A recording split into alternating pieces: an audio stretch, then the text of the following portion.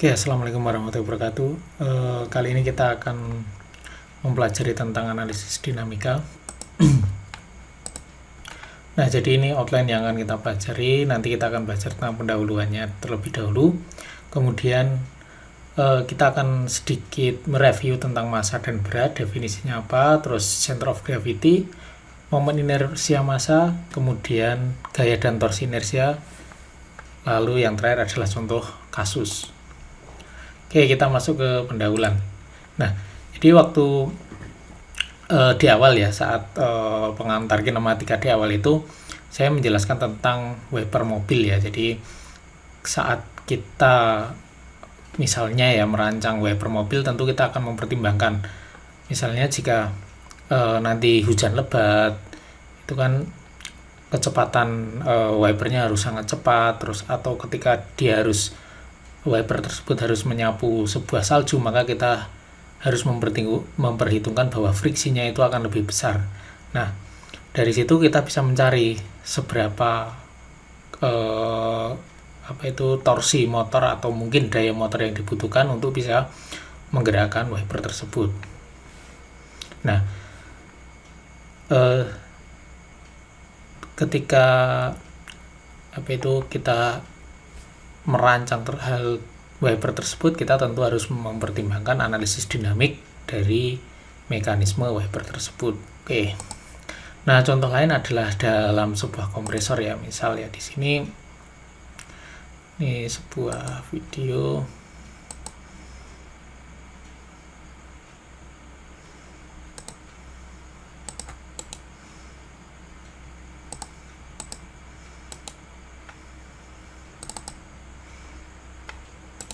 Nah, ini sebuah mekanisme kompresor. Jadi di sini ini ya, saya play. Nah, ini jadi ada sebuah kompresor. Di dalamnya itu kompresor itu ada sebuah mekanisme crank slider, yaitu sebuah mekanisme ya piston ya. Nah, ini fungsinya untuk mengambil ini ya, ketika kondisi turun seperti ini, dia akan mengambil udara. Nah, kemudian dia akan mengkompresi ya, ini ya, ini inletnya. Jadi ketika dia turun, dia akan suction ya, menarik udara. Kemudian ini valve-nya katupnya ditutup. Nah, terus dia udaranya akan dikompresi melalui ini ya, valve outputnya atau katup outputnya, seperti itu. Nah, ini ya suction stroke, ini compression stroke nya nih saat kompresi. Nah, dalam menganalisis ini nanti kita perlu analisis dinamika ya, karena di sini kita tahu bahwa piston ini memiliki berat, di sini ada pressure-nya. Nah, kita perlu analisis dinamika. Terus berapa torsi atau daya yang dibutuhkan untuk menggerakkan kompresor ini. Nah, ini salah satu contoh analisis dinamika seperti itu. Nah, nanti kita akan coba sebuah contoh kasus yang mekanisme kompresor seperti ini. Oke, kita next dulu ya. Oke, kita masuk ke pembahasan selanjutnya, yaitu tentang massa dan berat. Jadi ini adalah sebuah mungkin review saja ya, massa dan berat. Yang pertama adalah massa dan berat itu tidak sama. Jadi massa adalah ukuran jumlah material pada suatu objek ya. Nah, massa dapat dideskripsikan juga sebagai tahanan dari sebuah objek terhadap akselerasi. Lebih susah untuk menambah kecepatan objek yang memiliki massa yang besar ya. Jadi semakin besar massa, itu untuk menambah kecepatan objek atau itu akan lebih susah. Nah, seperti itu. Nah, sedangkan berat adalah ukuran dari tarikan gravitasi dari sebuah benda.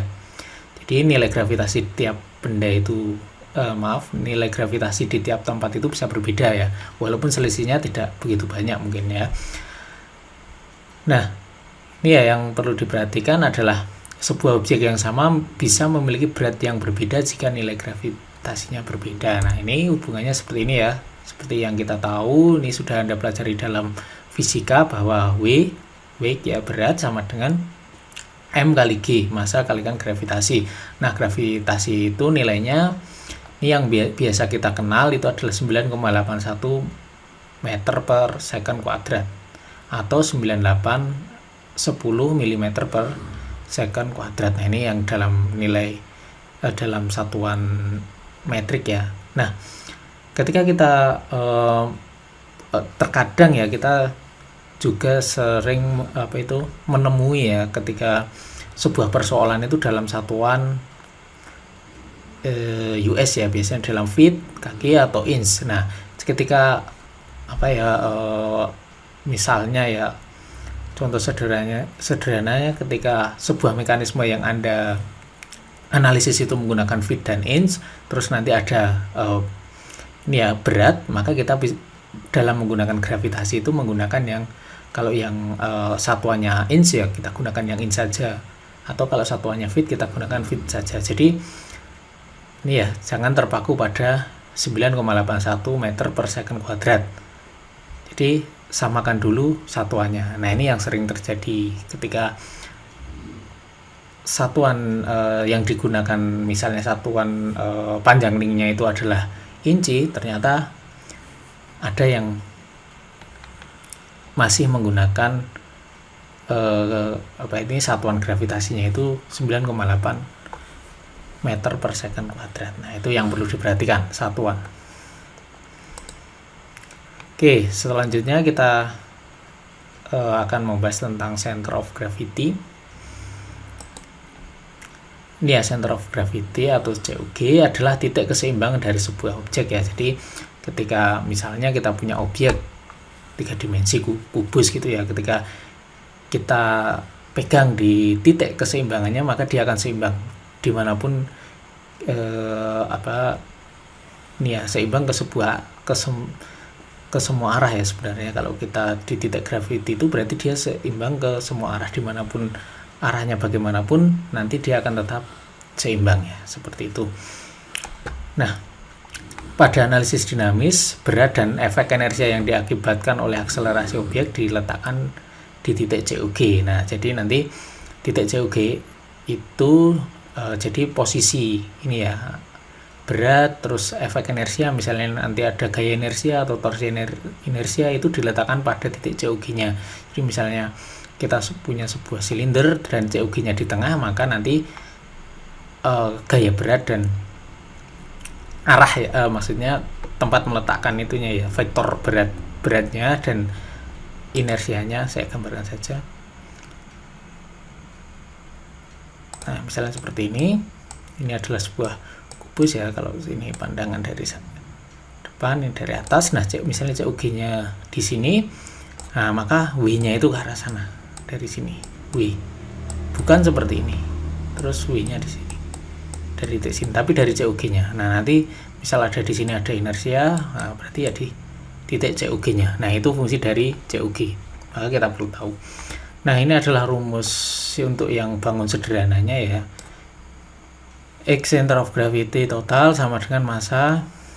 Terus ini koordinat X1, terus ini massa 2 jika ini benda 1, benda 2 ya. Nah, dan seterusnya. Nah, nanti yang Z juga sama. Misalnya ada 2 dimensi berarti ada X dan Z. Kalau 3 dimensi nanti ada Z, ZCG, YCG dan lain-lain. Ini M itu adalah masanya. Nah, oke, nah ini sebagai contoh ya. Di sini kita memiliki sebenarnya 2 benda ya. Di sini ada balok, di sini silinder. Nah, hitung koordinat COG-nya jika benda tersebut terbuat dari baja dengan ini ya. Oke, dengan properti ini. Nah, kita bagi menjadi 2 objek. Bagi objek tersebut menjadi 2 bagian ya. Jadi yang satu, yang pertama adalah yang bawah, balok, yang kedua adalah silindernya. Kemudian hitung beratnya. Oke ya. Nah, ini tinggal kita kalikan volumenya. Oke ya.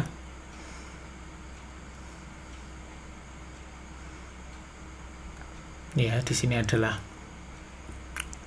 massa jenis ya. Kalikan volumenya, ketemu beratnya. Massa jenis, kalikan volume, ketemu beratnya. Oke ya. Nah, ini Anda bisa mencari volumenya sendiri ya, tinggal kalau balok ya tinggal panjang kali lebar kali tinggi. Nah, kalau ini ya tinggal 1/4 pi d kuadrat kalikan tingginya. Nah, bisa Anda cari, ini tinggal kalikan tadi ya, ini 10 sesuai yang sebelumnya. Oh sorry, yang ini ya, ini yang bukan 1 ya, massa jenisnya.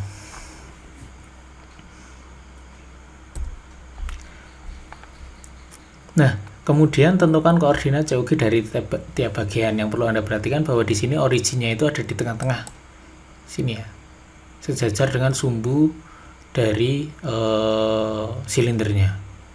Oke, jadi kita tentukan dulu komponen 1 itu yang tadi ya, bawah beratnya sudah kita cari tadi, terus XCG itu 10/2 min 3. Ini maksudnya ini kan sebenarnya kalau balok ini kan center of gravity-nya itu di tengah ya. Oke ya, di tengah ya, separuhnya ya, yang arah sana, arah X itu kan di tengahnya, berarti kan 10 dibagi 2, 5. Kenapa ini -2? Ingat COG-nya originnya itu ada di tengah sini, di sini. Nah, jarak antara ujung sini dengan sini ada 2 mili. Berarti jarak titik center tadi terhadap tengah-tengah dari baloknya tadi itu adalah 3 inch. Oke ya, jadi 10 dibagi 2 terus dikurangi 2. Di sini ya, kurangi 2 karena ini tadi ya ada jarak di sini 2 inch. Ingat, COG-nya itu di tengah-tengah ini. Sejajar dengan ini ya, sumbu silindernya. Oke. Terus ini sama ya. Ini yang arah Z-nya itu yang ke atas, berarti tengah-tengah ya, separuhnya. Senternya itu di tengah-tengah, 0,5 dibagi 2 sama dengan 0,25 ya. Sedangkan Z-nya itu sudah di tengah-tengah, maka 0. Titiknya itu sudah pas di tengah-tengahnya. Oke ya, Z-nya itu sudah di tengah-tengahnya ini ya, karena lebarnya 4, ini sudah letaknya di separuhnya, sudah di tengah-tengahnya, berarti di sini 0. Oke, yang kedua, ini beratnya, XCG-nya ingat ini sudah disejajar dengan sumbu ini ya, putarnya, sumbu silindernya sejajar dengan aksisnya ya, jadi ini sudah di tengah-tengah, yang X-nya sudah di tengah-tengah, berarti 0. Nah, sedangkan yang Z ini harusnya 3 dibagi 2 ya, harusnya ini ya, 3 tingginya, Y ini adalah 1,5. Oke, yang Z juga dia sudah di tengah-tengah, maka 0. Ini 1,5 harus. Next. Nah, setelah kita ini ya tadi ya, kita ini ya kumpulkan ya, ini beratnya, XCG-nya, YCG-nya, ZCG-nya, kita tinggal hitung ya. Kita hitung XCG-nya dulu, atau center of gravity yang arah X-nya, berarti berat kalikan XCG part 1 atau koordinat X yang part 1 yang bawah, terus ditambah berat kali koordinat center of gravity yang part 2 yang atas tadi ya. Nah, terus per berat part 2 ditambah berat part 1 ditambah part 2 ya. Nah, di sini tinggal memasukkan ini dari sini, ini dari sini ya, benar. Ini dari sini tadi, terus ini dari sini. Oke, nah ketemu hasilnya ini. Koordinatnya ini ya. Jadi yang X itu 1,5 inch. Berarti dia dari sini geser ke kanan 1,5 inch, jadi sekitarnya 3 inch center of gravity arah X-nya. Oke ya, sekitar berapa, 3,5 ya inch. Terus yang untuk Y ini ada part 1 sama ya, yang Y beratnya ini juga sama, tinggal masukkan. Nah ini YCG nya adalah ini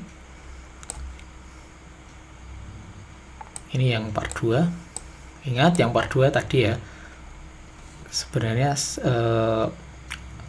berapa tadi ini ya, sorry, ini berarti CG nya itu ditambahkan ini setengah ya, 3 inch dibagi 2 terus ditambahkan dari bawahnya, sorry ini ya, jadi ini 2, yang ini juga dihitung, jadi ditambahkan dari bawahnya karena ini originnya itu di dasar, originnya di dasar dari baloknya. Nah ini maka di sini dikalikan 2. Oke ya, di sini 2. Oke, nah ketemu YCG nya. Nah untuk ZCG nya itu 0 ya, karena dia menjadi pusat memang di sini ya, Z nya di tengah-tengah.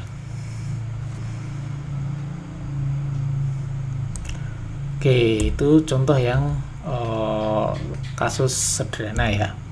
Terus kita masuk ke momen inersia massa ya. Jadi momen inersia massa itu adalah ukuran dari resistansi komponen terhadap akselerasi rotasional ya. Jadi secara sederhana itu lebih susah memutar objek yang memiliki momen inersia massa yang besar ya. Jadi seolah-olah kayak resistansi ya, semakin besar resistansinya maka dia akan semakin susah untuk memberikan akselerasi rotasi dari benda tersebut. Nah ini bentuk dasarnya,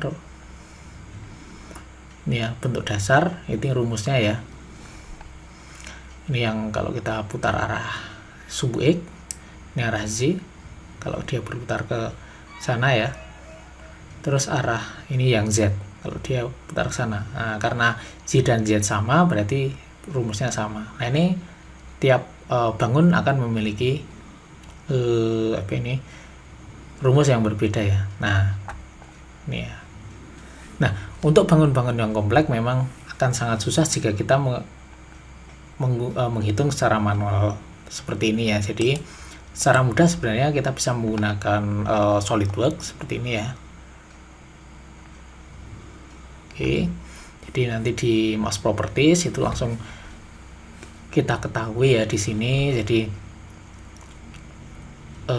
di sini ada IXX berarti yang sumbu X ya. Ini IZZ terus IZ. Nah ini yang dasar yang 3 ini ya, IXX, IZZ dan IZZ. Nah begitu ya itu. Nah ini momen inersia yang ada di koordinat sistem yang ada di originnya ya. Kalau momen inersia yang ada di center of mass-nya itu yang sini. Ini ya. LXX, LYY, LZZ. Nah, ini yang momen inersia yang ada di CUG-nya. Yang seperti itu ya. Jadi sudah bisa kita hitung menggunakan SolidWorks. Nah, tapi seringkali ya momen inersia itu juga ditunjukkan menggunakan radius of gyration ya. Jadi radius of gyration itu jarak dari COG center of gravity ke sebuah titik konsentrasi massa yang memiliki momen inersia yang sama ya. Jadi nanti jadi satuan radius of gyration itu adalah satuan jarak ya. Jadi hubungannya ini ya, I inersia sama dengan M massa kalikan K radius, K itu tadi ya radius of gyration atau K kuadrat ya. Nah ini dalam satuan jarak, yang K nya itu dalam satuan jarak. Jadi jarak dari COG ke sebuah titik. Nah seperti itu. Nah kemudian kita masuk ke gaya dan torsi inersia. Ini ya kita masuk dulu ke hukum 2 Newton, yaitu jika sebuah benda memiliki gaya yang tidak seimbang, maka percepatan berbanding lurus dengan gaya ya. Jadi percepatan, ingat rumus ini ya, F sama dengan M kali A. Terus apa itu, jadi kalau A nya itu semakin besar, F nya maka akan semakin besar ya. Arahnya juga searah ya, kalau F nya ke sana berarti A nya juga ke sana. Percepatan itu searah dengan gaya ya. Nah, berbanding terbalik dengan massa ya, percepatan itu berbanding terbalik dengan massa ya, jelas ya. Misalnya A sama dengan F per M ya. Jadi semakin besar massanya, percepatannya akan semakin kecil. Nah, itu seperti itu hukum 2 Newton. Nah, ini rumusnya seperti ini. Tapi yang perlu kita ingat dalam gaya inersia, jadi kalau tadi ya ini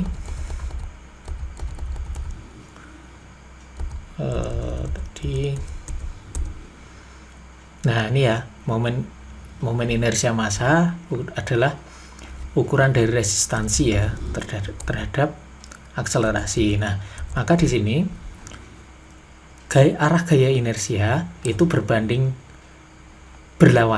dengan arah percepatannya. Ini yang perlu diperhatikan ya. Arah gaya inersia itu berlawanan dengan arah percepatannya. Jadi dia itu seolah-olah menjadi jadi secara sederhana begini, ketika Anda naik mobil, ketika Anda injak gas untuk diakselerasi, maka Anda seolah-olah akan terlempar ke belakang. Nah, itu adalah inersia. Gaya inersia yang mendorong kita ke belakang itu. Terus ketika direm, itu kan sebenarnya berkurang, diperlambat ya. Nah, ketika direm mendadak, kita akan seolah-olah terlempar ke depan. Nah, secara sederhana seperti itu ya. Jadi berlawanan arah ya.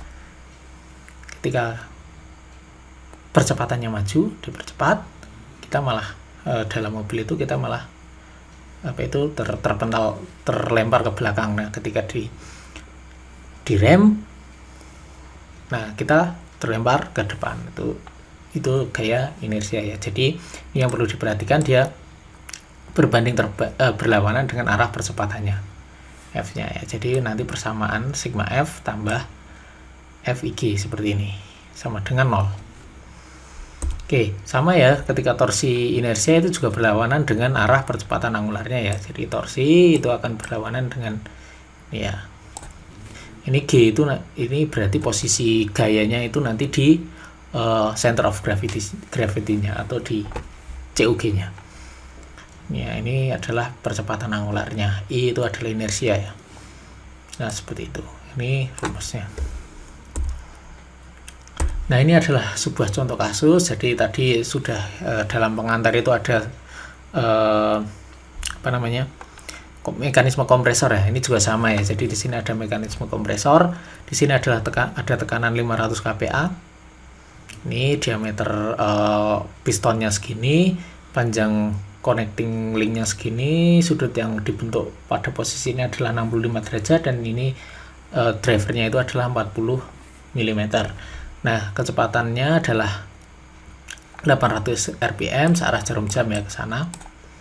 Oke, berat pistonnya. Nah, ini perhatikan ada berat di sini ya. Ini adalah analisis dinamik. Jadi kebetulan yang diberikan beratnya hanya ini pistonnya ya. Jadi ini masih kasus sederhana. Ini ada beratnya 500 gram. Nah, sedangkan koefisien geseknya adalah 0,1. Nah, ini ya berat link driver dan connecting link diabaikan. Ini akan menjadi kompleks ketika ini diperhitungkan beratnya. Karena di sini nanti akan ada torsi inersia, di sini juga ada torsi inersia. Nah, kemudian hitung daya motor yang dibutuhkan untuk mengoperasikan kompresor. Nah, yang perlu kita lakukan adalah pertama, seperti sebelumnya kita gambar diagram kinematiknya. Oke, setelah itu kita analisis kinematiknya, yaitu kecepatan, percepatan. Kita analisis dulu yang tadi ya diketahui kecepatannya. Sama ya, ini tidak perlu kita bahas secara detail karena ini sudah kita bahas beberapa kali saat, termasuk ini menjadi soal UTS ya, mirip-mirip seperti ini ya. Ini ada titik B yang tadi ya, titik B, di sini titik B karena ada join B. Nah, arah VB-nya adalah tegak lurus ya, diingat ulang ya. Ini 800 rpm kita jadikan radian per second dulu. Oke, setelah itu kalikan panjang link ketemu VB. Oke. Nah, setelah itu kita analisis link lagi yang terhubung dengan frame ya. Karena ini slider sejajar dengan link 4, geraknya hanya translasi, besar tidak diketahui, terhubung dengan frame sehingga melewati titik 0V. Oke, nah arah kecepatan VCB tegak lurus ya, pasti ya. Tegak lurus, besarnya tidak ketahui, melalui titik B pada poligon kecepatan. Nah, setelah itu kita gambar poligon kecepatannya ya. Ini juga sudah sebelum UTS sudah sering kita bahas. Nah, setelah itu kita ukur, tinggal kita ukur VB, VC, dan VCB. Nah, ketemu ya kecepatan di VC atau kecepatan pistonnya. Oke, setelah ketemu kecepatan pistonnya, ini ya ram slider itu adalah kecepatan pistonnya. Ini 2743 mm per second. Oke, nah kita analisis link lainnya. Setelah itu kita analisis percepatannya ya. Seperti biasa, tiap ini ya, dia link yang berputar itu mempunyai dua komponen percepatan, yaitu percepatan tangensial dan percepatan normal. Nah, kebetulan di sini adalah alfanya adalah 0, jadi dia dalam kecepatan konstan, jadi dia tidak dipercepat ataupun diperlambat ya di link drivernya. Berarti tangensialnya adalah 0 ya di sini ya. Yang normal jelas ya, Anda tinggal dari hasil ukurannya kita kuadratkan dibagi R-nya. Nah, ketemu percepatan normalnya. Oke, kemudian analisis link 4 sama ya. Percepatannya ini ya, yang pistonnya itu linier sejajar dengan link ya, karena slider dia sejajar, besarnya tidak diketahui ya karena memang belum kita gambar. Terus terhubung dengan frame, ini 0A ya karena di percepatan. Nah, setelah itu sama kita analisis yang link connecting linknya atau link 3. Nah ini sudah sering kita bahas. Nah, setelah itu gambar poligon percepatannya. Oke ya, kita gambar karena tidak ada ini ya, ini AB normal, tidak ada tangensialnya, berarti kita langsung ke ACB normal. Nah, terus ketemu. Nah, di sini ketemu percepatan pistonnya. Oke ya, pistonnya ini ya, slidernya itu percepatan pistonnya 159.400 mm per second kuadrat.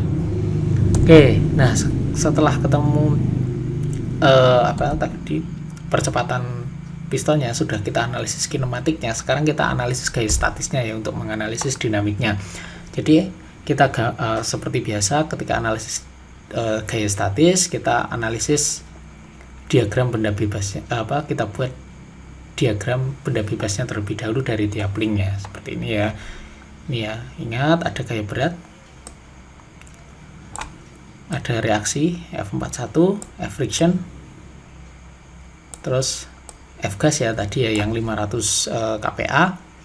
Terus lah di sini ya, perhatikan di sini arah AC-nya atau percepatan pistonnya. Arah percepatan pistonnya itu ke arah kanan ya. Nah, maka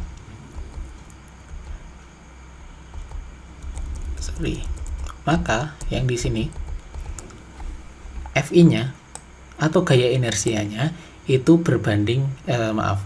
itu berlawanan terhadap tadi ya percepatannya. Jadi karena tadi yang itu percepatannya ke arah kanan, maka inersianya itu ke arah kiri. Nah, yang ini sama ya seperti analisis biasa. Ini juga sama, ini sama. Yang kita cari adalah berapa torsi yang dibutuhkan atau T21. Oke, seperti itu. Nah, ya sudut-sudut bisa Anda cari dalam diagram kinematiknya. Jadi ini tidak masalah ya. Nah, sekarang kita cari F gasnya dulu ya. Tadi yang gasnya ya tadi ya. Gasnya yang 500 kPa itu kan diketahui dalam kPa ya, sedangkan kita perlu mencari ini ya kesetimbangannya itu dalam bentuk gaya, kesetimbangan gayanya ya. Nah, yang pertama kali Anda harus cari adalah F gasnya dulu ya. Jadi tadi diketahui bahwa tekanannya itu adalah 500 kPa ya. dan kita juga tahu apa itu diameter dari pistonnya, jadi kita bisa tahu luas penampangnya. Nah, ingat rumusnya bahwa F sama dengan P kali A ya. Jadi kita bisa kita kalikan antara P tekanan gas dengan luas penampang dari pistonnya. Nah, ketemu F gasnya itu 628 Newton. Nah, kemudian kita mencari Fi atau gaya inersianya. Yang pertama adalah Anda cari dulu masanya. Tadi yang diketahui adalah berat dari pistonnya itu adalah 0,5 kg ya. Oke. Nah, di sini itu kan sebenarnya kilogram berat ya. Jadi sebenarnya ini itu gaya. Jadi 0,5. Jadi ini ya seperti ini ya. Kilogram berat itu masa dikalikan percepatan gravitasinya ya. Jadi 0,5 kilo itu sudah dikalikan percepatan gravitasinya. Kita cari masanya terlebih dahulu. Jadi kita bagi dengan gravitasinya.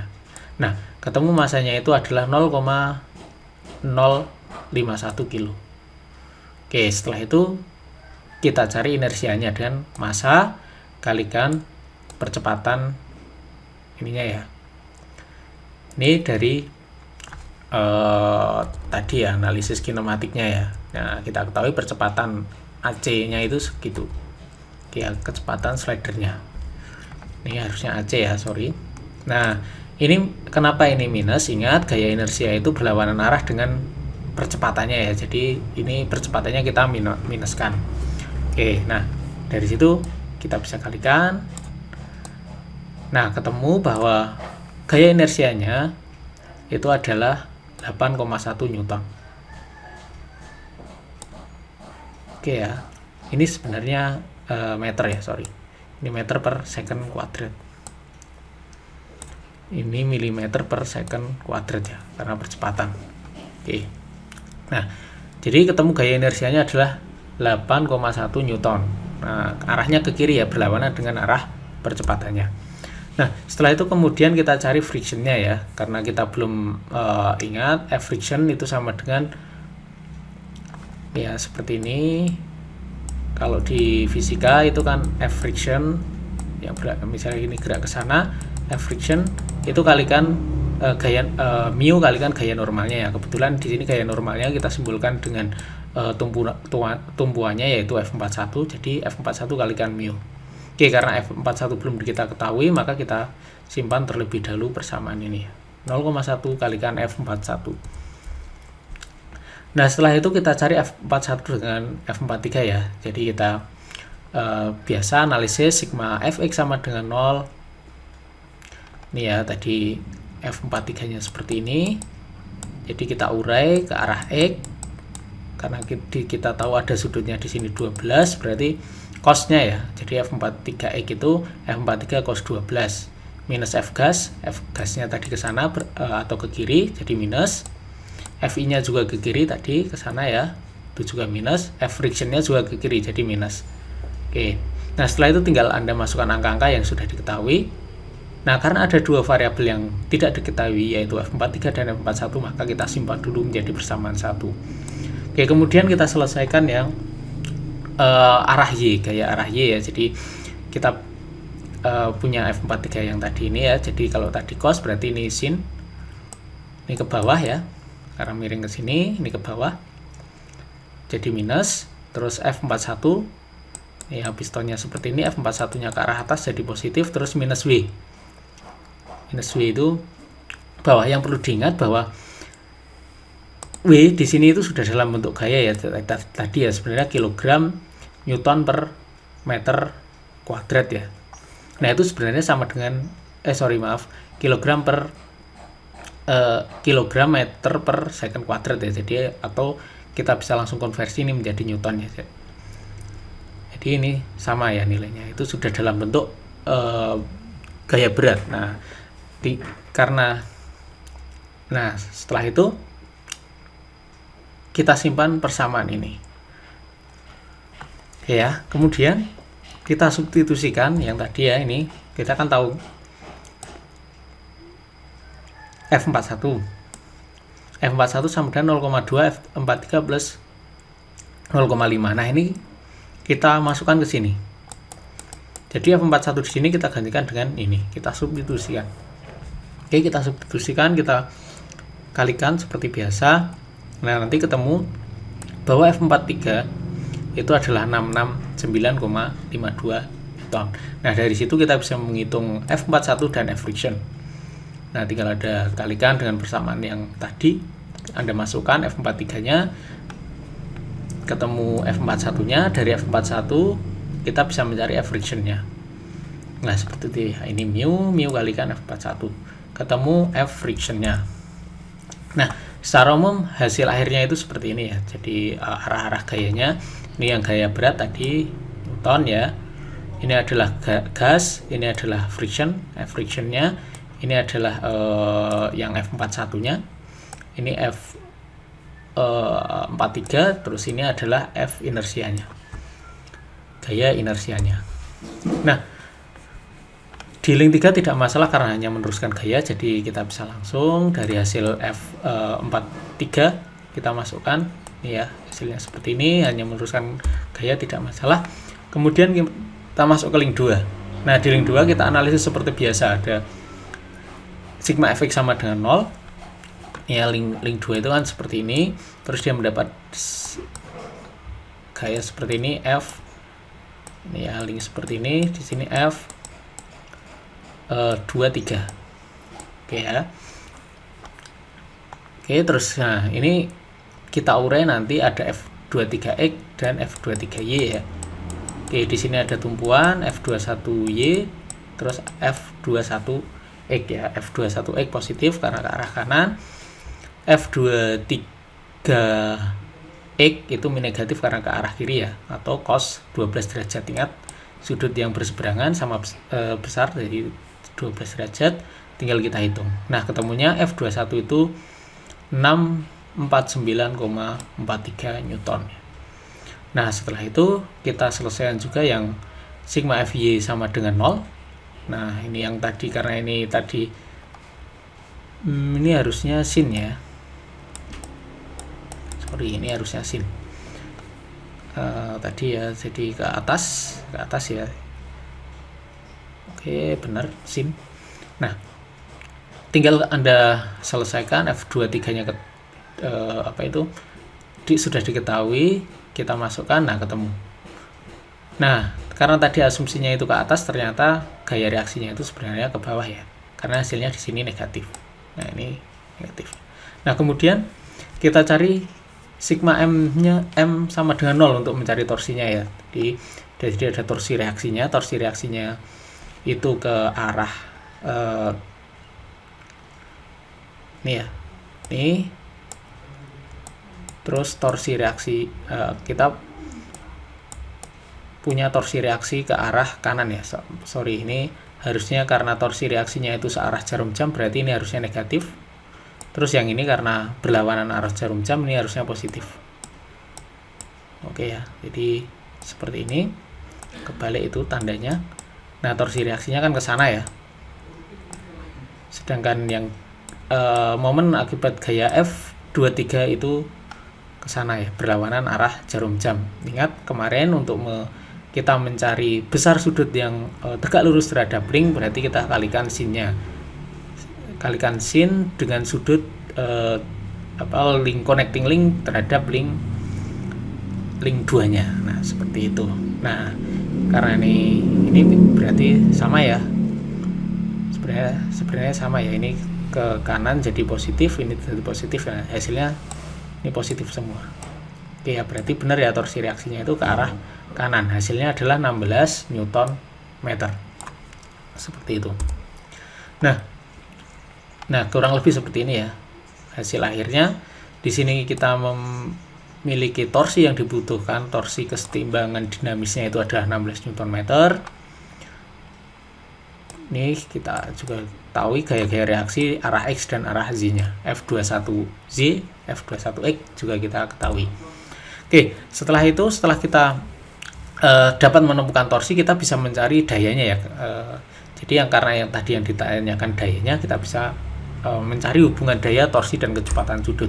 Jadi hubungannya adalah P, power, daya itu sama dengan torsi kalikan kecepatan sudut ya. Torsi sudah kita temukan dari analisis dinamika tadi, terus kecepatan sudut juga sudah dihitung di awal saat analisis kinematik ya. Tinggal kita masukkan 16 kalikan omeganya. Nah, ketemu 1339,2 watt ya, atau 1,3 kilowatt. Oke, nah kita bisa menghitung torsinya. Nah, selanjutnya Anda coba ya ini ya, walaupun hampir mirip, hanya saya balik. Silakan Anda coba karena ini cukup menarik juga. Oke, untuk analisis dinamika saya untuk materi analisis dinamika cukup sekian. Saya akhiri. Wassalamualaikum warahmatullahi wabarakatuh.